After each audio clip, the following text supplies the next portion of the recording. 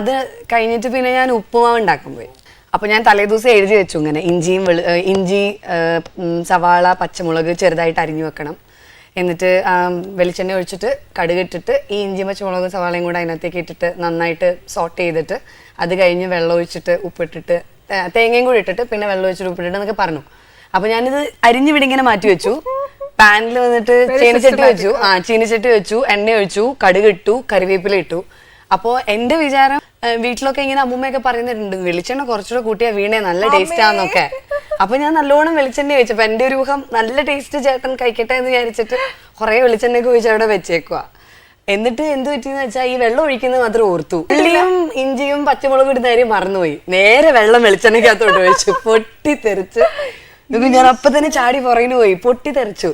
കുറച്ചു നേരം കഴിഞ്ഞ് നോക്കിയപ്പോ റൂഫിന്റെ പുറത്തൊക്കെ ഇങ്ങനെ കറിവേപ്പിലേക്ക് ഇങ്ങനെ തൂങ്ങി വീഴാറായിട്ട് ഇങ്ങനെ നിന്നിട്ട് ഇതൊക്കെ നല്ല എക്സ്പീരിയൻസ്.